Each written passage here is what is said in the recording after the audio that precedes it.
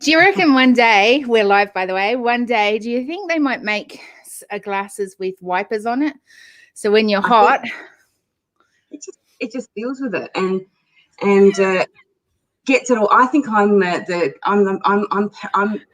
constantly cleaning them just because I steam myself out. So yeah. Like I didn't even know this was a thing until I wore glasses on Zoom all the time.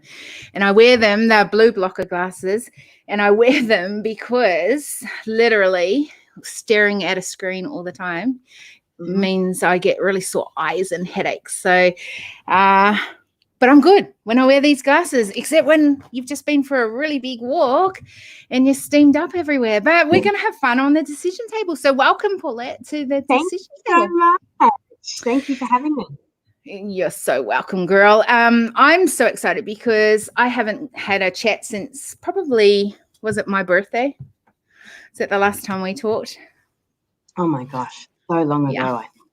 Yeah. So one of the things that we've been doing here on the decision table is just having conversations. I figured that I didn't want another year like 2020, although there were some really amazing things that came out of it. It was a pretty challenging year too. And the whole New Year's resolution thing, there's a whole big thing around it with some people going, you know what? We should do them. Other people going, oh, no, we don't do those anymore, that sort of thing. And I thought, well, what am I willing to do and how will I do it in a way that will hopefully bring some change about so that it's not another year like last year. And so I thought, one thing I can do that's in my hands is I can have a conversation with someone new every day. And so that's what I began. I began having conversations with someone on this table and using a lens. So all of last month, we used the lens of something that I'm writing a white paper around, and that is the need for a new approach to leadership. Again, I figured that part of the reason, what's happening across the world is because we continue to do things the same way. So we need some change. And with that, I think there's an upgrade to how we can do our approach to leadership. And a lot of that's less about telling people what to do and more about what if we use lenses to start a new conversation and maybe see how we can be more effective as leaders. So that kind of filled up the whole of last month. And boy, did we have some amazing conversations. It was really interesting, Paulette. Some really interesting insights and some things that I think that we take for granted a lot, right? And it was really interesting hearing that. This month, the lens is the lens of what I think, which is the next, I'm writing 3 white papers and this is the next one, and that is the importance of the muscle of human intelligence. I believe it's a secret advantage that each one of us have. And what I mean by that is literally, what are you using the data that you've got as a human? What are you doing with that? How are you getting that? What are you then doing with that? And I know in your world, you're a pretty smart woman. You're very humble. And I did write that as part of the thing because I probably have never met someone quite so humble as you are. But you're very smart, but you're extremely humble with that and extremely giving. And I think that that's a really powerful combination. Where do you think that's come from? I think it comes from an early age, and I think I come from a European family, so I came with the initial bringing up in life that you work to live. You don't, you live to work. You don't work to live. I think is probably where I started. I had 3 jobs when I was 15, and I came from the generation that used to tuck money under the bed. So you work your way up slowly, and I guess also just lessons of respect to those around you. I think it was probably I had something I was kind of brought up with really early, and so I did a lot of listening when I was younger, and paying attention, and always kind of had those set of values from a really early age, I think, and I've always used them as I've kind of got older as well, and so I've always had someone who was there to help somebody else. I've always been brought up with think about things from somebody else's perspective. I think I've always been brought up with, if you have the ability to help brighten someone's day, you do that. And so that's probably some philosophies that I've taken me today. And yeah, I really do think they have taken you into today. It's amazing. Yeah, and but can I just say something about the listening? I just want to do that first because it's something that's come up so much in the last couple of days. Like seriously, I cannot tell you how many times it's come up. We need to listen more as leaders, and you say that's something you're good at. How are you good at that? How can we learn from that? How can we do that more effectively? The difference between what people say and listening to why they're saying it.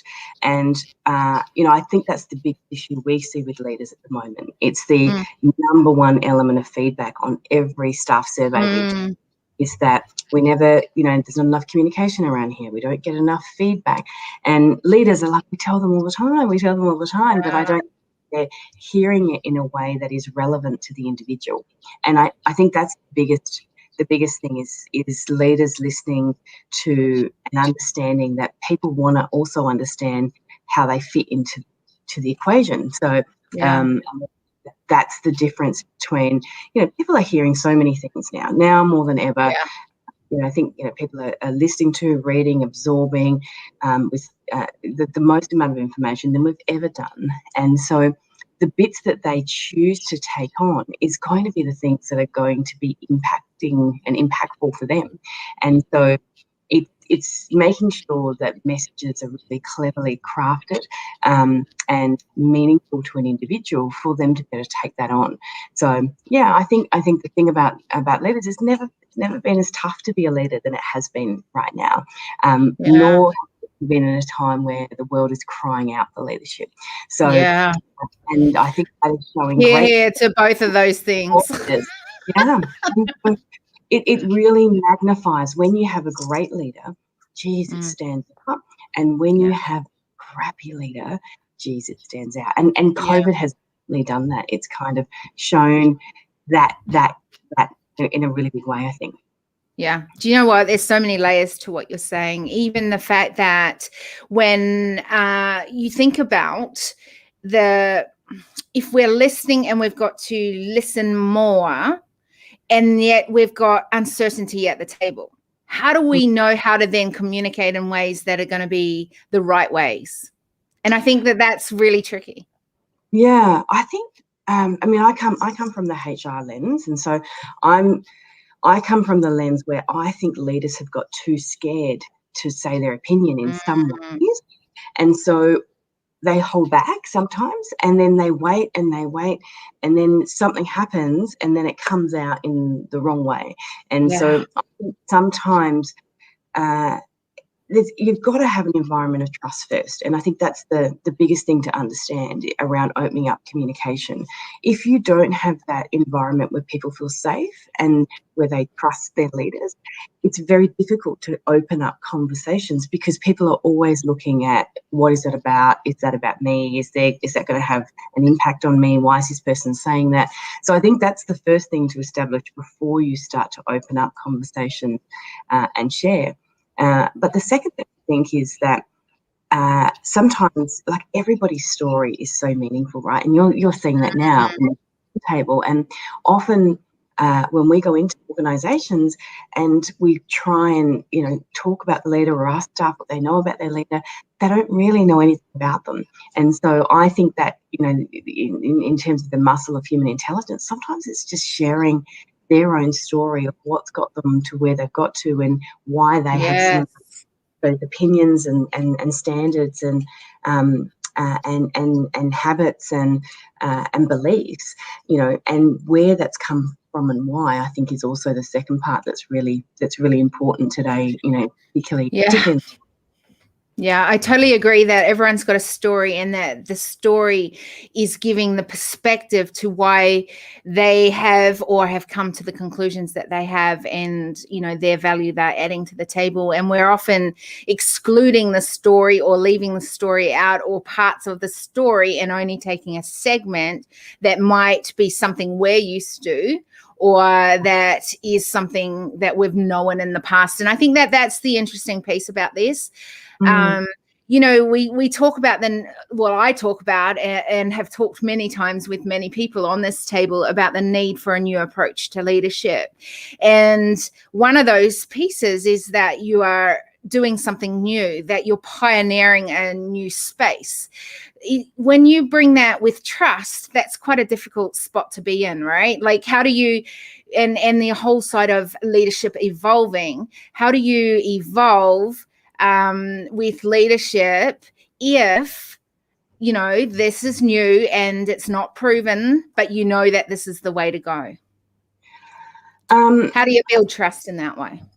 Well, I think firstly you've got to have a clear vision, and because I think, you know, the reality is if you want anyone to kind of follow you somewhere, you've got to actually know where you're going, and you've got to share with people where you would like, you know, where you're kind of trying to take them, or where you're trying to take the organisation.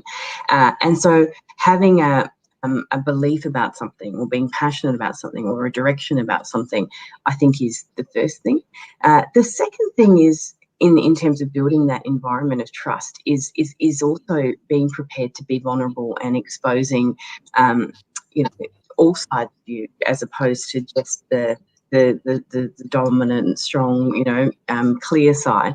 Because I think part of that is also about building connection with team members. I think that's the key, the connection piece. Yes.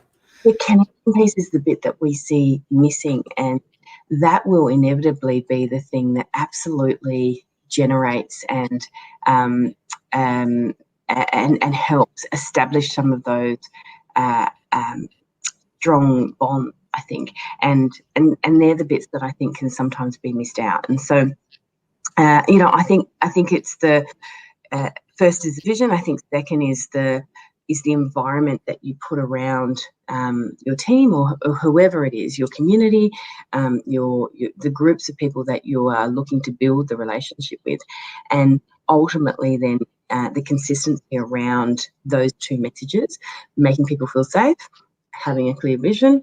I think those are the things that start to help build the foundations of trust. But it doesn't happen overnight. And I think, you know, that's some of the things we found around COVID is, you know, people coming out and then trying to do all these things that they have never done before, and ask things of people that they've never asked before, and ask themselves, why aren't people doing it? And so, you know, that's where you know, the organisations that had those clear, consistent messages, the rhythms, the care for their, you know, their team and for what were happening, that's where I think they found team members came on board with that and wanted to try and do the right thing. Yeah, and I think having clear vision is so important. I think that having clear vision when you continue to evolve, which I believe is part of this new approach to leadership, is that we are actually we don't have it all proven. We don't have all the vision right. Like, no, here's the thing. I think that the vision never changes, as in the core principle to the vision never changes. The result you want, the outcome, if you know what that is. Yeah. But I do think that we are continuously needing to evolve. And the fact is that we evolve because maybe we've got a different variable that's now come to the decision table. Maybe it's a different, you know, person with an amazing human that's brought their distinctions to the table. So there's differences that are now coming that bring in something that's a little bit different, and we have to evolve with that. How do we take people on that journey when it's not so much the proven vision? Yes, we've got it sorted out, but part of the sorting out is that we're learning from those that are at the table. And I think that this is an interesting concept, because we're used to going, okay, Paulette, I'm going to invite you. I'm going to invite these 7 other people because I know they're going to be behind this vision. And I think that we lose out on something because we don't necessarily want everyone agreeing. We don't necessarily want everyone. We want different perspectives so that we can hear from that and then maybe evolve with that and then innovate actually what's the solution is needed. Yeah, I think so. And I think, I mean, I think for me, I think you said that the vision is clear. I don't think that that's the case all the time. So Yeah. more often than not, and I would have to say 90% of the time, we would go into an organisation and we ask any team, and we go and kind of ask 5 things. We'll ask, what are the vision, what's important to the organisation, what is the vision that's happening? And I would have to say, from a employment perspective, we would say less than 80% would be clear on what that is. And I think from a bigger perspective, from a community and from some of the other organisations we work with, they're really clear. But I actually think that's the bit that's actually missing, is that. Yeah. And I know we talk about it all the time, and so people are like, "What? You can't understand? Of course, you've got to have purpose at the centre of a business. Of course, that's central." But when you actually go and audit that, when you go and check that, and you ask team members, why are you here? Why does your organisation exist? Well, what is it that you do here? It's very rare that people will come out and be really clear. And especially, sometimes you'll find in coaching businesses or not-for-profits or things like that, yes, generally, of course, they're indoctrinated in people. There is that connection. But I would say in a lot of businesses, it's definitely not. And so that core purpose of why people come to work each day and what they're trying to deliver each day can get stuck in the day-to-day of I'm coming here to do my job. And so I think it, and same with the values. Like, there's so much that's done around values and fit, culture, and that's where we find those ones that are coming forward are really clear on that, because of that, the reason, and we about a lot to think that everybody understands the vision, everybody understands the values.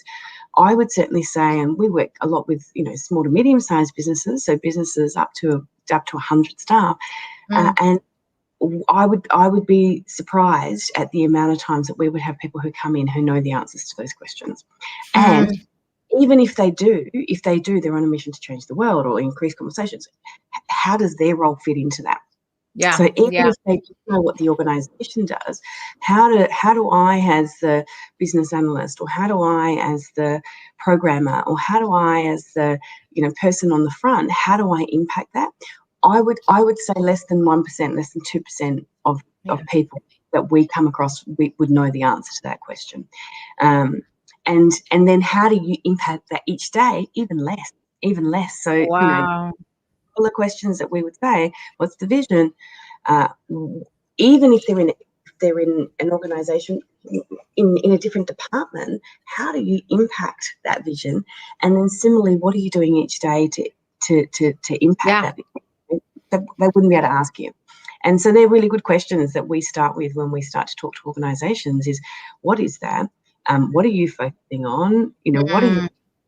What's really important for you to contribute? What are you focusing on in the next 90 days? Those types of things are, I think sometimes we take them for granted that everybody knows them, but they certainly do it, and they certainly help, I think, build some of those improved communication lines, but also understanding what they are doing in an organisation, which helps build that connection.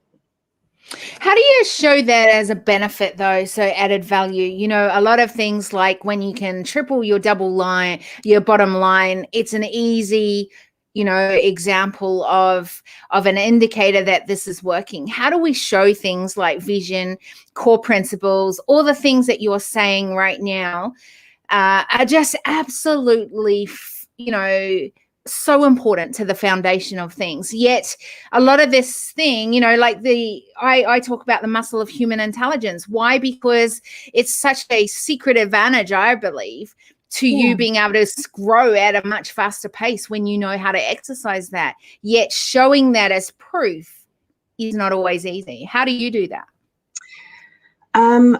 Look, I think now we're definitely seeing the importance of clarity of vision and how it impacts people, and the measures are starting to come in, because people are choosing to work for an organisation or a brand, and they're certainly choosing to stay or leave because of a leader. And so it's the number one reason that people will leave or stay in an organisation.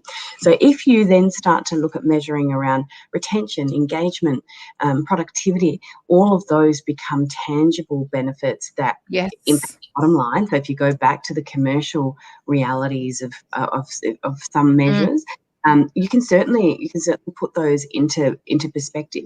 And we would say, we look at high achieving organisations as opposed to high Yes. performing organisations, and they are always the questions that we ask. So we can look at sales and targets, but Yeah. we know. They know the vision, if they know the values, if they know what they're focusing on, if they know one thing that they're working on to develop themselves, if they know one thing and they can share something that they've learned or, improved, if they've put in place an innovation, those are the measures that we're now looking at for high achieving organisations. Yeah. If they're doing that, they're probably achieving the sales target or the Yes. Well, I impact. know that it has that massive Yeah. domino effect on it, right? But often it's those other things that'll get measured, but this side of it doesn't get measured so much. Yet it's so important. Like, I don't think it's one or the other. I think that it's a massive combination of it. I just don't think the importance of it has been expressed on the other side of it. And it's hard because the data is hard to measure at times.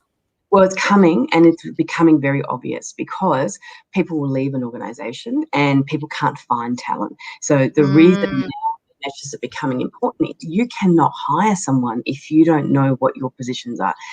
Candidates are interviewing employers more than they've ever done before. That's And so they true. yeah, Yeah. and they're not staying. And so the workplace has shifted so considerably now. I mean, we call this a total new workplace. It's not a 9 to 5 Monday to Friday beast anymore. It is not come and work and spend the rest of your life in an organisation. Like, it is a person is likely to stay in a business for 2, maybe 3 years, but they're also likely to have another job and do something else. And so all of the traditional ways that we would engage people, which is you've got to be there 8 till 5:30, Yeah. Monday to Friday, and sign a non-compete and don't work for anyone else. It's just no one's going to sign up for that anymore, and they want to believe in and work for a leader that they are passionate about and who they care about and who they think is actually going to do something or help them in some way. And so all of those decisions are, we're seeing as really, really critical. And having a way to share that as an organisation becomes that fundamental part of being able to attract the right people to the business. But it also will be the number one reason that people leave your business. So, we do exit interviews on exit interviews, and 80% of the time people are leaving because of their direct line manager. And so, that when you start to look at those numbers and you start to look at the cost of bringing people on and training them and doing all of those things, they are things that are definitely making a difference. Yeah, right. Okay, so how can we be more effective as leaders? How can we be smarter? How can we do it more effectively? I think we've got to. People just need to. We need to draw a bit of a line in the sand, and so. Yeah. I think the world has gone through some big issues. I think leadership has gone through some big issues, and I think there just needs to be this appreciation for the fact that we've got to do something different, and that the workplace and in the world, but certainly in my more localised place of the workplace, is definitely changing. And so we've got to change with it and put up the mirror and say, right, what's working, what's not working, how do we challenge what a workplace looks like, today, and what do we want it to be? So I think it's an exciting opportunity to, not do things because we've always done it, to actually go, Yeah. what are those foundations around now, what we and how we want to be able to do business, and what does that now mean for teams and leaders and how we operate and hours that we work and where we work from and those kind of things that come in place. So I think it's about an appreciation of understanding that, we are in a different time, and therefore that needs a different leadership, and the my way or the highway just doesn't work unless you want to work for yourself. So this is about engaging a team and taking people on a journey and taking them in and enlisting them onto, what you're trying to do. And if you don't share, those things with people, they're just not going to come on board. And I think the other thing is about recognizing, this sounds like such a small thing, but it makes such a big difference, particularly in workplaces or, where there is uncertainty and people are changing all the time. It's being also really clear on your exit strategy for a business, to recognize that people might not be with you forever, but when they're going to be with you, what are they going to walk away with? How do we open those conversations more transparently?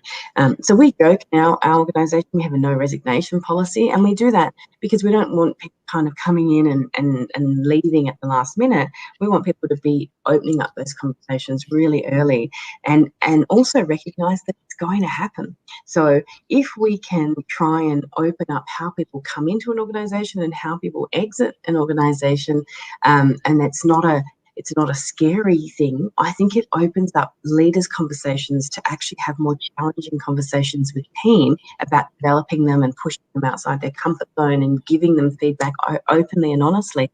But vice versa, it does the same thing. So, some in obviously different countries, different ways of doing things. We have Fair Work in Australia, and I think it has broken down and made people too scared to say anything. And there are big issues that are happening. Mental health and drugs and alcohol in the workplace, and redundancies and restructures and fearful things that people worry about each and every day. But we've then also put up some barriers where people feel scared to sometimes say anything, so they do nothing, and then we end up with these catastrophes. So I think it's about that openness, that transparency, really up early about saying what your organisation is, what it isn't, what you guys stand for, what is going to be the length of time, and how people kind of come into an organisation, so that it doesn't become these clinical places that people spend so much time. And we're so passionate about that because people spend so much time at work potentially, and then how they feel at work impacts what they're like at home, impacts what they're like in their relationships, impacts what they're like in the community. And so we know that if we can help people have great relationships at work, it impacts all the other relationships they have in their life. Yeah, it's interesting. The third white paper I'm going to be writing is on the need for humanity to be stakeholders at the decision table. I think we've got to get back to that point, and your point about mental health and us having this as a major issue within our organizations is something that we have to be willing to have those conversations around. How can we create safer spaces for that? Because I think this is something that, it's like you said, there's rules and regulations to how you do things or don't do things. And then there's that line across where are we just being friends with everyone, and then where's that leadership side of keeping, and I think that there's this fine and interesting, because when you go over that line, there's the respect goes out the door sometimes, because people go over that line and take it down a whole different rabbit hole. So it's got to be safe, not just for those that are a part of the organization, but also for the leader as well. And I think that this is an interesting thought. What do you think about that?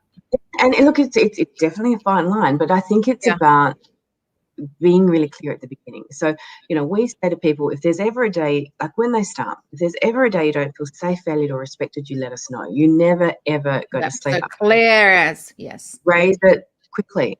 We say, secondly, if there's ever a day that you wake up and you don't love working for me, you don't love working for the business, you don't love our clients, you don't love what you do, you let us know. So that's not the, I just don't feel like going to work today. That's the, geez, I'm really not enjoying what I'm doing anymore. Yeah. Come to us and I will help you either within our place or, ultimately somewhere else. The third thing, though, which is just as important, is if I, as a leader, this is what I don't think we do because we're worried, don't think you love the role, don't think you are passionate about what you do, don't you love our clients anymore. It is just as much my responsibility to come to you and say, hey, can I have a chat? Is everything okay? Do you love what you're doing here anymore? And having those regular touch points to say it's okay that sometimes you don't want to be part of my team anymore, or part of the business, or part you want to do here. But my role is to make sure that while you're here, you actually love what you do, and for you to enjoy to enjoy or be passionate about what we stand for. And if you don't, then that's okay. Then let's talk about that openly and honestly, and find a solution to whatever that might be. And then the fourth is the open feedback culture. So we give and receive it and say thank you. The fifth is we work on one thing every 90 days, and everybody is learning always. So knowing, say, what they are for your business and explaining them early so that there's no surprises. So when we give feedback, we say thank you. Those are just disciplines we entrench into people early, so that if you do those things and somebody comes and says, can I give you some feedback, or, hey, are you okay? I'm not sure if you like your role. It's not a surprise. On the mental health aspect, I think my advice is that we're not experts, we're not psychologists, we're not doctors, or some of us, but we are humans. And humans, I think, when somebody is feeling a bit off sometimes, and in your gut, go, geez, that person was a bit down today. And I think it's perfectly okay to go in and check in on people. And sometimes you might not know how to get things out perfectly, so it's okay. Hey, Kimra, I don't know the raise this, but I just want to check, are you okay? And, is there anything I can do to help? And so sometimes it's okay to not know the perfect language around how to do something. So good. When you know that something is wrong, you don't walk past it, and you do raise it. And, often employers will say to us, oh, you can't say anything, and things will happen. And I'm like, we have seen the negative impact of that. We have seen the suicides in workplaces significantly, huge. and we have seen, the impact of it on team members and family who are left behind. And you don't want to be missing a conversation with someone about seeing how they are, and if there's anything you can do. I believe so. Yeah. How can we make it less stressful in we've all got targets to do, but I think we need to enjoy the journey too. And sometimes I think, part of what we're leaving out of the culture that we're building within our organizations is that we're actually forgetting to enjoy the journey, have fun together. Part of what I love doing is innovating and jamming with other smart people, and not knowing what I'm doing, but having fun together and figuring out where we could take this, not knowing. I think we lose a lot of that because we've got to have the meetings, we've got to look after the people, we've got to get the targets, we've got to, gotta. Yeah, and it's continual, and that's what I mean is that the organisations we would go into just can't see past the diary, and can't see past appointments, and can't see past this. So they may have had it clear at some point, but it hasn't been clear on an ongoing basis.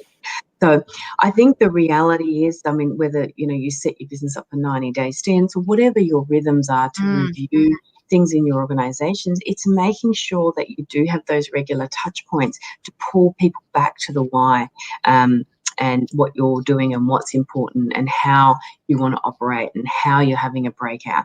And I think those regular touch points with your team, because the team that's actually that they're generally pretty open and honest about it.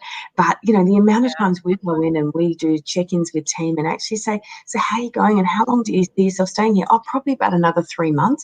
And they're really open about it. And the organisation's like, what? Like, I think they're going to stay for the rest of their life. And so, I think sometimes it's the checking in and listening and understanding what people are doing in your organisation and why they're there, and recognise not everybody's there. Not everyone's going to have a business owner mentality. In fact, very few people are going to have a business owner. Yeah, so true, actually. We are passionate about our businesses, but they are there for a different reason.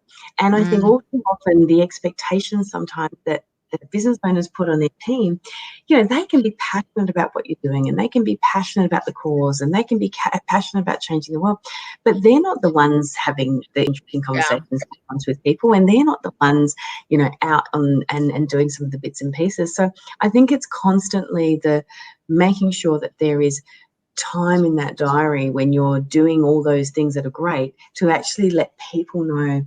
I agree.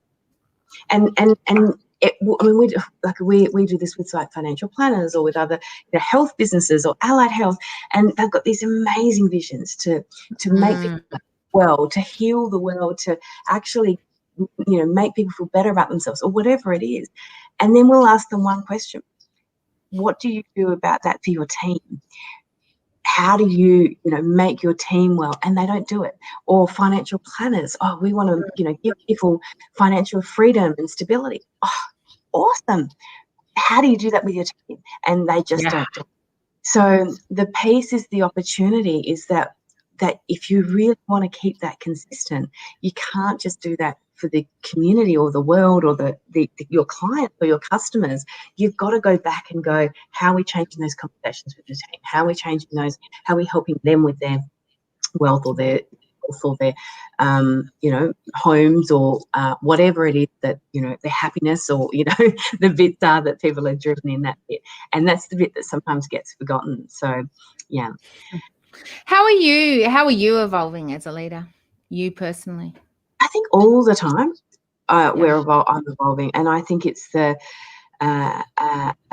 constant, and looking at different strategies that you can understand your team better.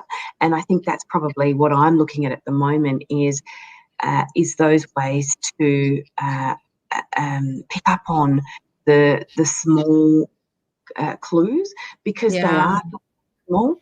And so right now it's, there are sometimes the big things and the career plans and helping those bits. But for me, the bit that I'd be working on right now is the little clues and the patterns of those clues to help you identify early in people and they may be switching off that passion. And because you can sometimes see it in yourself, if you're really open and honest, we call that, your kind of leadership lid, when you're operating at a top level, that point that you know that you're having an awesome day, you feel awesome, you're operating effectively and productively, and you also know those ones when you're not, those bits when you're having a bad day, things get to you, you're not able to get done what you want to get done. So for me, what I'm working on right now is how to pick with team and how to understand what that is, because if I can get onto that, then I can really help them. And I think that's the most impactful, because when you are having an awesome day and you are, high-fiving, and happy and you're achieving, God, it's amazing. So I was like, the thing I wanted to work on for my leadership, which I try and do every day, is, gosh, wouldn't that be awesome if I could know what that was for my team, and if I could pick that early so that I could help turn that around. So, yeah. And that is looking like what right now? So the little behaviours, it's more when people are operating at the lower level. That's easier to pick. And so it's the habits, it's the behaviours, it's the tone of voice, it's the... So tell me one habit, one tone of voice. Like, I'm so interested in that space. Yeah. So for me, it's the tone of voice. I don't know if I've kind of broken that down, but I can feel it in the conversation. So there's a difference when you talk to someone and it's like, oh, having a great day, to, oh my God, another call, something's going wrong, something's going in there. So there's definitely a tone component. The second thing is, we call it in control of your diary. So when you are in control of your diary, we know that people feel in control, but we have a lot of emergencies that come up in our business.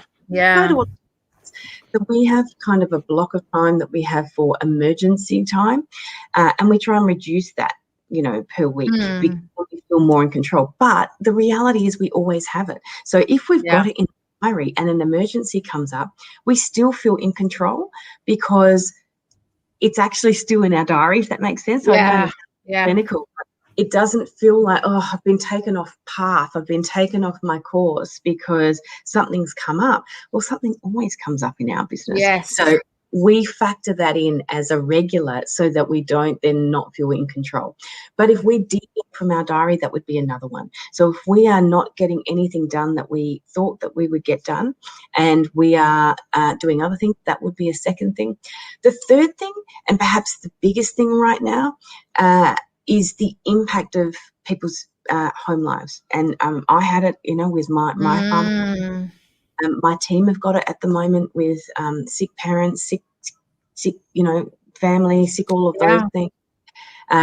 Kids kids that are being bullied, all those kinds of little things that happen outside of the workplace, and they are really critical too.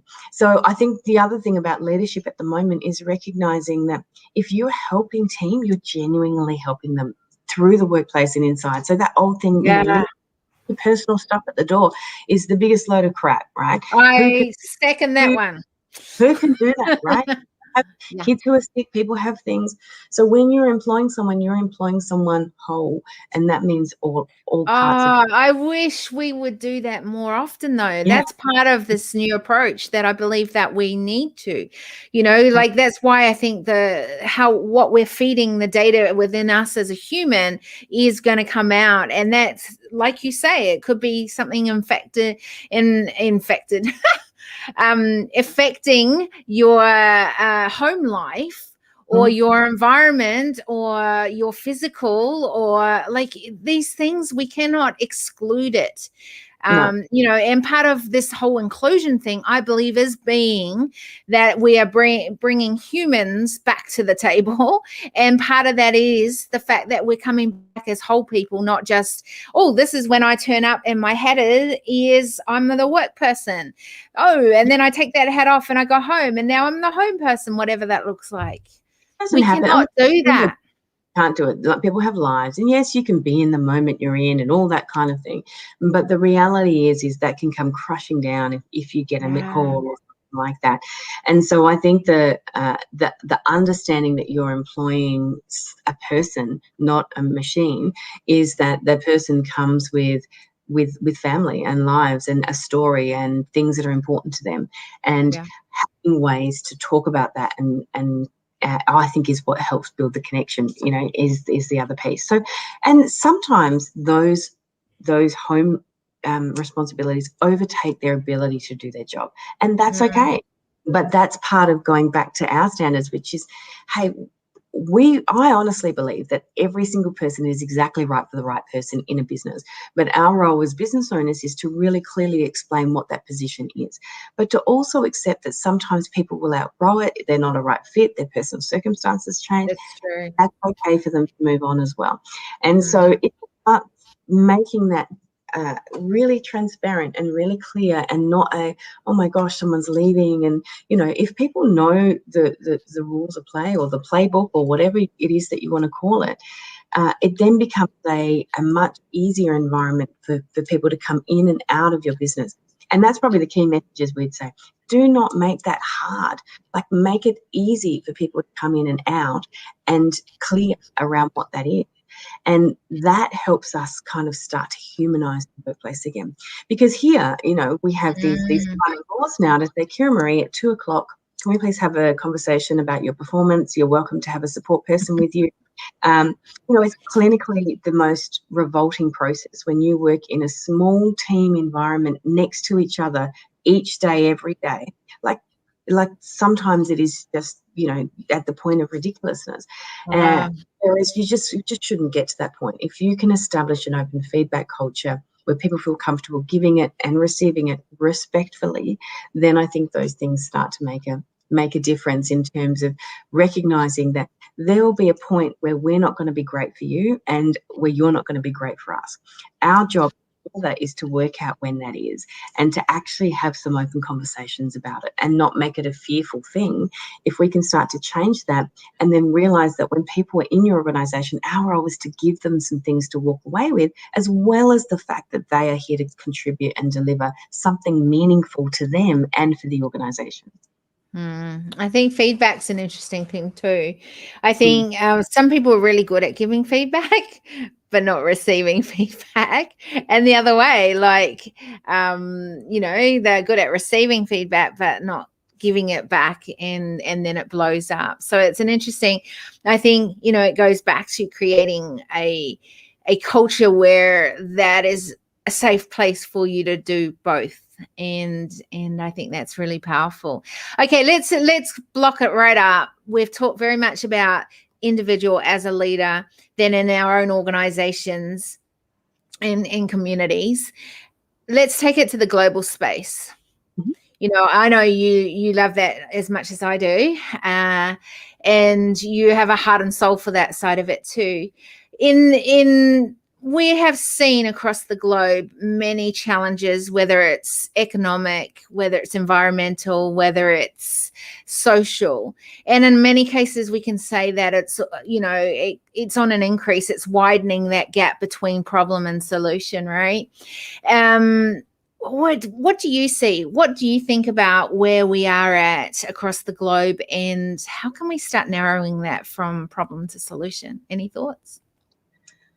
Oh, goodness me. I mean, I think we have uh, uh, a very interesting world at the moment, and Yeah. we're seeing very interesting leaders around the world, and we're seeing the impact of decision making that has come from some of these leaders, and we've seen great decisions and Yeah. countries perform really well, and we've seen really poor decisions and countries maybe not Yeah. perform very well.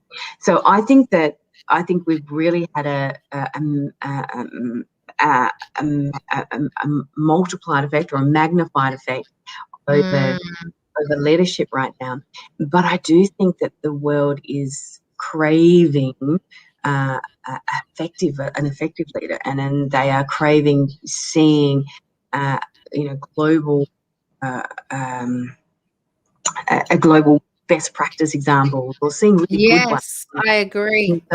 So there's not those kind of really inspirational people that you could just go, wow, there is so many, and I think part of that is because people are looking for the negatives Yeah. in there. Sometimes we then miss the positive in there.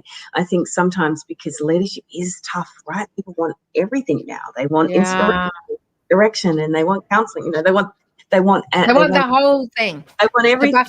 The buffet. But I think, what do we do to change it? Gosh, I think it's a commitment for unification and actually trying to get it. And looking at Australia as a country, you see leaders doing different things, and it's like, why can't on some things can we come together and actually work totally agree. better ways? And I think that then, even when you look at how each country has operated across the globe for COVID or for different perspectives, it's just madness when you think about there's great countries and there's not, and why haven't there been shared learnings around what that is? So, I think there's an opportunity to learn from each other, and I think there's an opportunity to do that without judgment. But that's a really difficult thing to do, because like organizations, like countries, and certainly, across the globe, people are protective of their backyard and looking bad and not looking, like they're the best. And therefore that stops the ability to connect and to learn from each other, and to accept that people do things better, and to maybe adapt some of those things. So I think it's a hard one, but I think it's about a commitment to where we are at the moment, and acceptance that it is, what is that position that we're currently in, and then where and how do we open up those communications across the globe to be able to learn from each other, but also what happens, I guess, with those decisions or with that information that comes out. And I think there are some mechanics there that are perhaps missing to be able to make something like that happen. Yeah, it's such an interesting concept. It's funny because I'm hearing more and more individual leaders saying the same thing. I think that it's time for us to come together and to as a collective. And I know, that that's big part of what I do in my work, which is like looking at how can we, I really want to build out a company that represents what a collaborative company can look like, and built through partnerships. And it's been an interesting just journey even to this point, where I've looked really hard for great models across the world of where this is functioning at such high levels. there's segments of it, there's moments of it, there's fleeting conversations, and I go, wow, that's awesome. And then I go, how does that play out as an organization? And they go, no. And I just go, wow. And so I've really looked hard as a company to figure out how we can be a role model for this. And the more that I have conversations around it, it's been so fascinating knowing that there are more people wanting the same thing. And I think that that's been, even just creating an awareness around it has meant that I've had conversations around it and found out that there are so many awesome humans wanting the same thing. And I think sometimes we're not even having those conversations to start with. And it starts with us creating an awareness around it. I think the next piece of that is the ownership side of it. You know, what are we doing? And so one of the things that I do here is ask this question on every decision table. From our conversation, what are you going to take from this? What are you, maybe it's just reconfirming something that you already know already, or that you're, or something else. Like, what are you owning from this to take in from our conversation?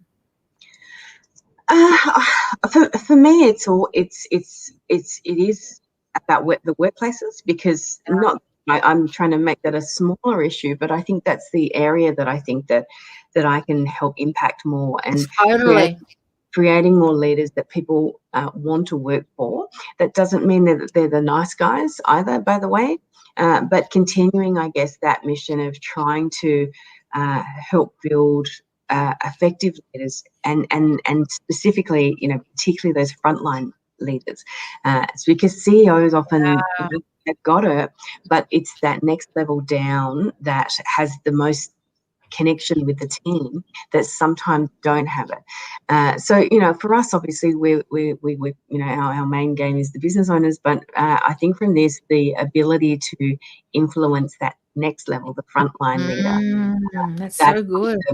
The big opportunity. And I know that's kind of a much more localized and smaller impact. No, that's great. That's every impact's going to shift the dial, right?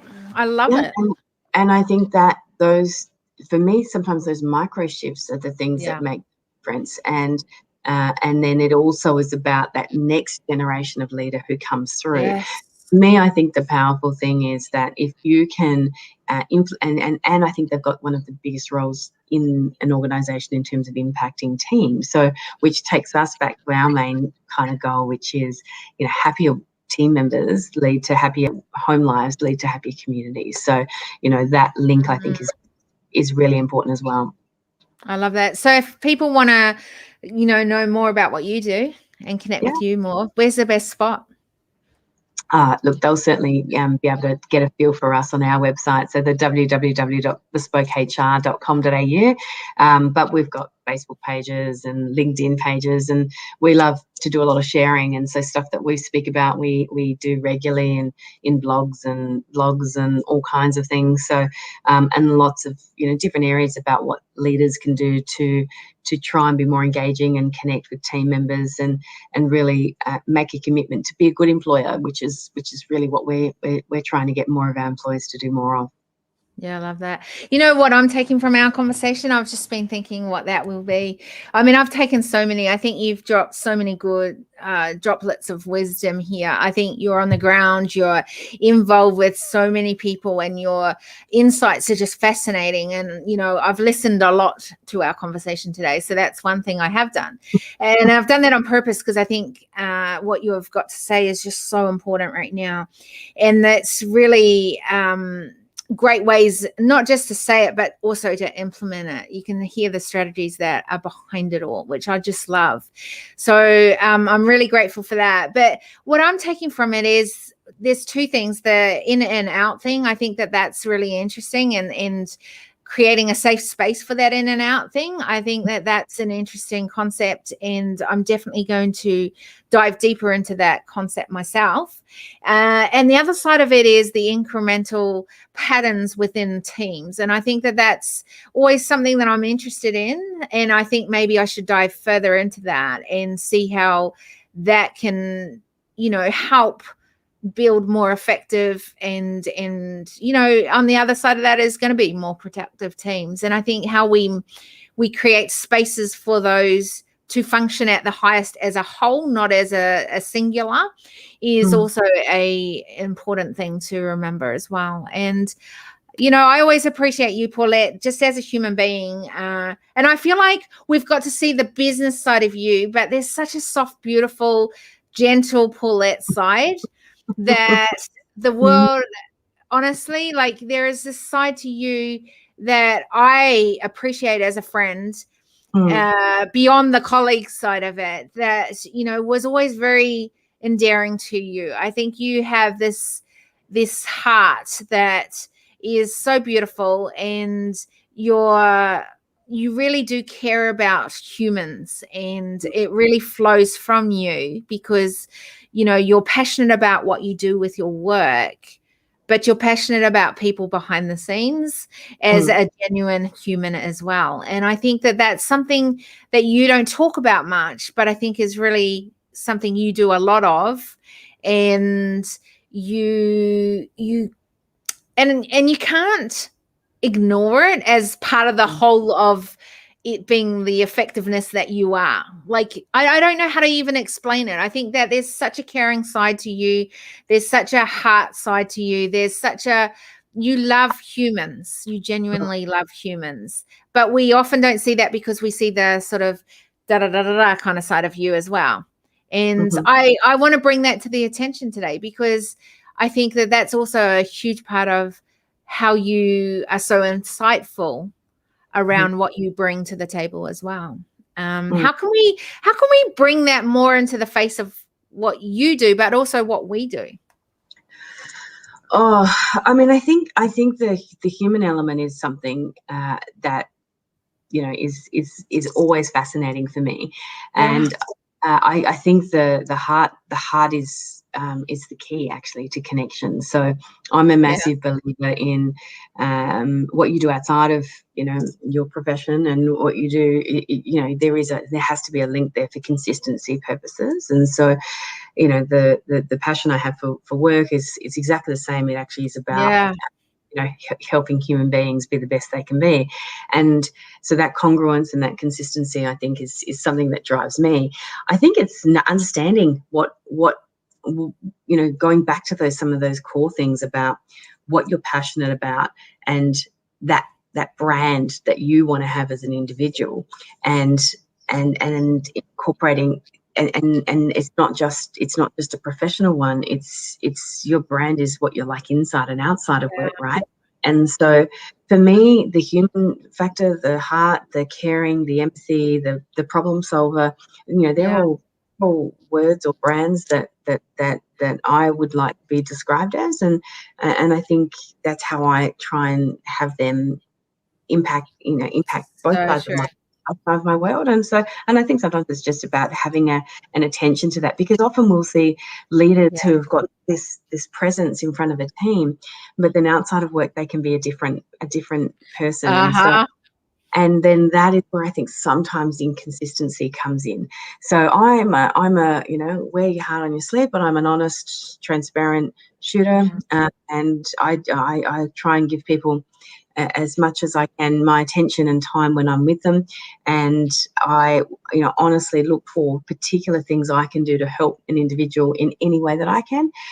Sometimes it's hard when you've got that type of thing. Do it and ask for it yourself. So I do try and make that balance where then you also have those people around you. Part of obviously our relationship and our kind of groups is making sure that you have those people around you who you can pull from as well. Because if you're a giver, and obviously you're a giver as well, I'm definitely a giver in my space. You've got to have the ways to fill your cup as well. So I think you've got to get the balance right. Otherwise, you burn out. But where you do have people who fill your cup, it's just as important as you being the person who gives and helps others. So good. But I wanted to bring that to the attention, because that's the side that I really love and adore about you beyond your work. I think it's fascinating what you've talked about today and brought to the table. But is you as a human being, just that beautiful side where it is important to you to be a giver and to be passionate and to I don't know, like it's part of who you are. And I think that we, like you said, actually, you actually did say it, was we often don't bring attention to it. And I wanted to bring attention because I think that's the piece of the ingredients that is your magic touch to what you do and who you are. And I love that piece about you. And I love the piece of watching as you sort of continue unfolding your journey and opening up to opportunities that you might not have done before, but like you just kind of take it on and you go, okay, so how do I do this? What does this look like?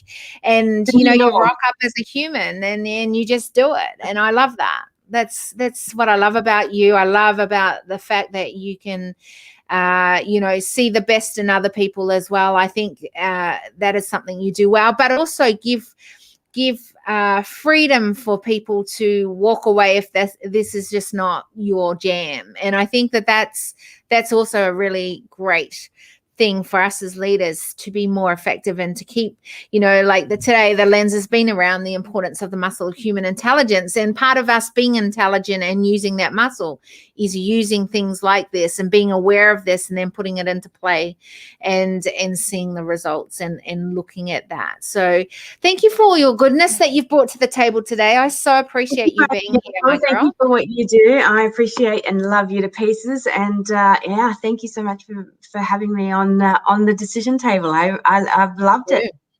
All right. So I'm going to end this broadcast. Don't you run away anywhere quite yet, though. See you, guys.